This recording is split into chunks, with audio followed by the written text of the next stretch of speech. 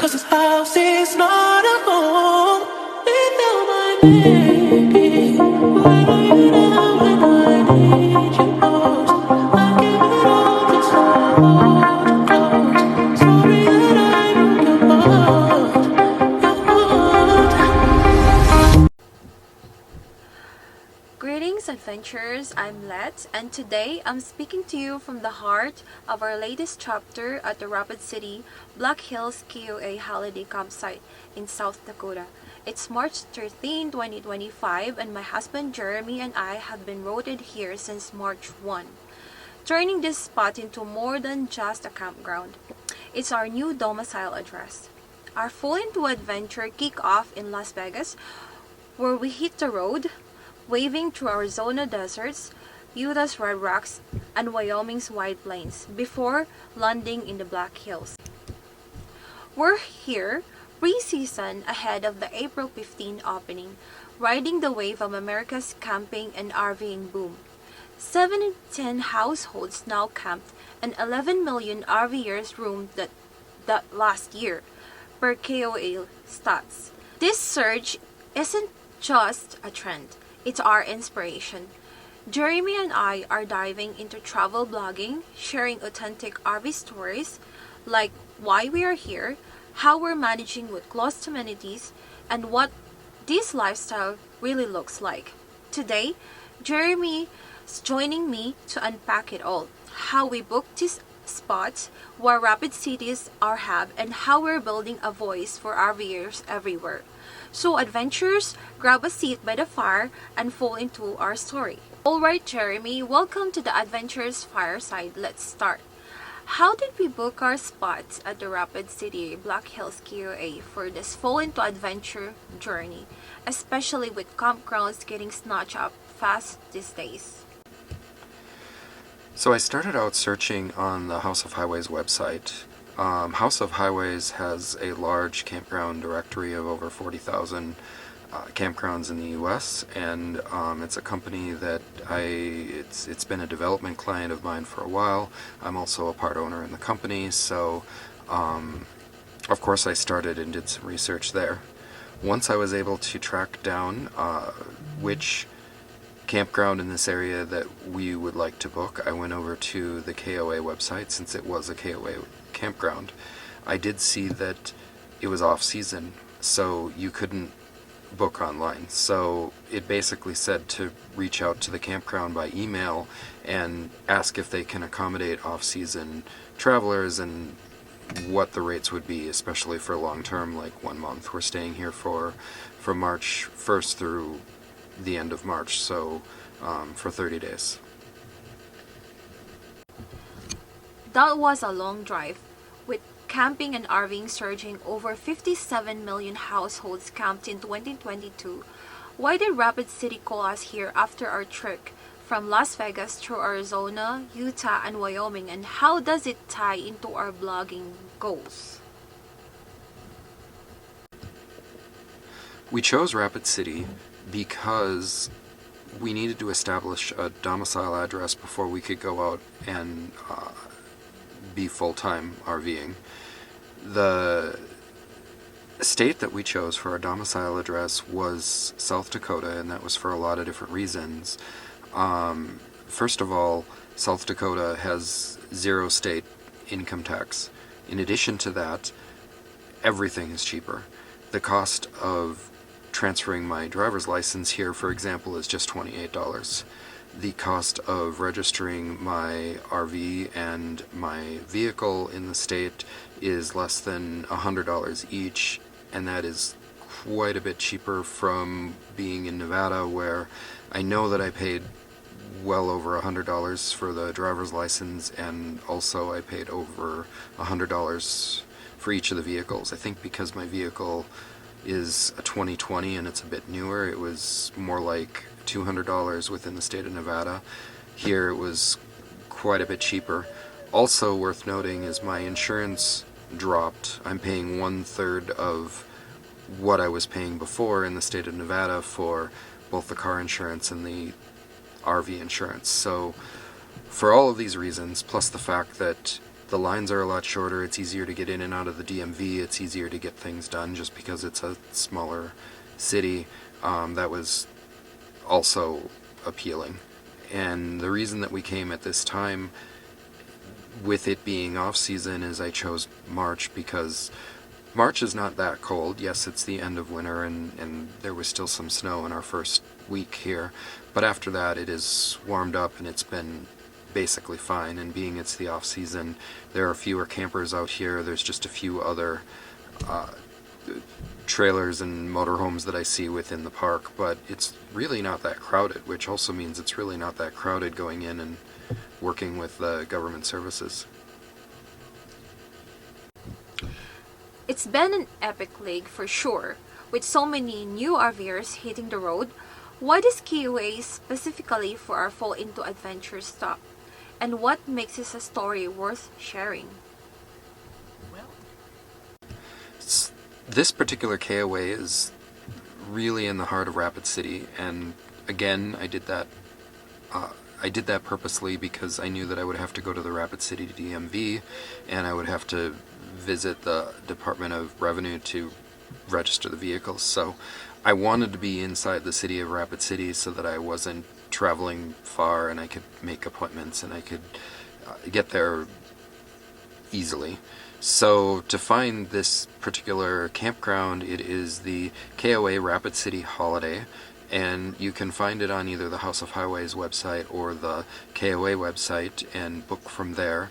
In terms of its location, it's along Highway 44 as you are coming into town from major interstate, probably from coming into the city from I-94, whether west or east, that's most likely the route many people come in on. You would just turn southbound down South Dakota 44, and then the Rapid City KOA would be on the left just a few miles in. That new registration and general store they're building is shaping up. I can't wait to see it done. How much are we paying to camp here since March 1? Especially with campsite demand driving up costs, and how's that fueling our RV content? Yeah, the first thing that I saw driving into the campground was the new general store and registration building. Unfortunately, it was closed, and we did come in on the weekend, but also it's closed because everything is under construction, and they're using a temporary building for the staff to work out of. But everything is brand new. All of the showers and the new bathrooms, laundry facilities, all of these things are brand new, and they look to be shaping up. I think it's going to be really nice next month. Fortunately, I wasn't able to enter any of the buildings, but I've been just walking around while staying here, and it's nice to see that there's so many new camp spots that they're putting together. They're even putting a shelter over the picnic tables, like a sunshade, like a rain shade for campers in the newer section, and yeah, everything is looking really good. In terms of the actual cost, since I was staying 1 month, they put me in under a monthly rate, and it was a discounted rate because we're outside of the season. It was $750 for the month. So if you're curious, I believe that breaks down to about $44 or something like that per day. During the regular season, it's $75 or more per day to stay at this particular campsite. And so we did get a significant discount coming in during the off season and coming in while it's still parts of it are under construction. Couldn't be easier. With the showers, bathrooms, and pools still closed until the season starts, what amenities have we been able to use here? How's that shaping our authentic RV narrative? Well, they still have full hookups, so that means that we can connect water, we can connect our sewer, we can connect electricity to our RV, and so we don't really need the showers. We have a shower built into our RV, a hot water heater, we have a kitchen and everything that we need inside the RV. So it's not really necessary, and even when we go out to other campsites, we're probably not going to use the showers so much. Sometimes it can be nice because the shower in our RV is very small. We might occasionally use it just to get more space, but for the most part, we're self-contained anyway, so it really doesn't matter. The park is open and the kids have used that. They've gone over and played, and other than that, that's basically all we've needed. Is we wanted a spot to use as a home base so we could set up the domicile, visit the DMV, visit the Department of Revenue, get all of our legal stuff situated for the domicile address, and we will be going out to see Mount Rushmore and Crazy Horse a little bit later on Bebo's birthday, and that's about it for this trip. It's mostly a business trip, actually. We're managing just fine out here on the road. You mentioned rent before. Did you mean our nightly cost, especially with long-term RV stays gaining traction, and how might that resonate with our readers? Okay. The monthly fee for this KOA for the month of March was $750, and that's a combination of reasons. I was booking for an entire month. It is the off-season, the campground is under construction, so some of the amenities are closed. That price does include electric, it includes water, so we don't have to pay any other utilities. And of course, comparing that $750 rent with what we were paying in Las Vegas, that's much lower than the average rent in Las Vegas. Not to mention, utilities are included here, whereas they weren't included in our apartment.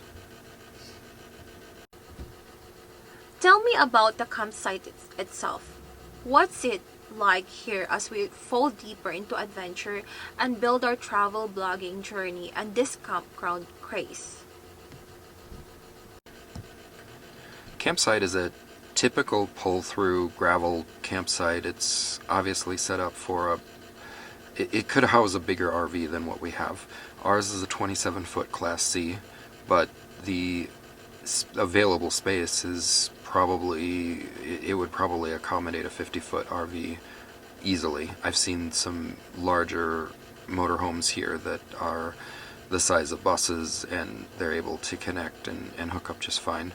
It's a typical gravel pad, and we've got a picnic table and a fire pit. It's pretty standard for an RV setup. I'm loving every minute of this, Jeremy. Thanks for sharing our tale.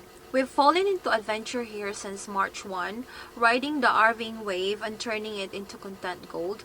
To all you adventurers out there, check out the Rapid City or Black Hills KOA online and follow our blog. We're spilling the real RV life, one post at a time. Yours. I think Rapid City was a good kickoff to our full-time RVing adventure. We were out a couple other times. We stayed in Arizona near the first of the year for a week, and that was the first time that we were out in this RV as a family. That was a lot of fun. And then there was another. In Prescott, we started December. Yeah, but it went through the first. Yeah.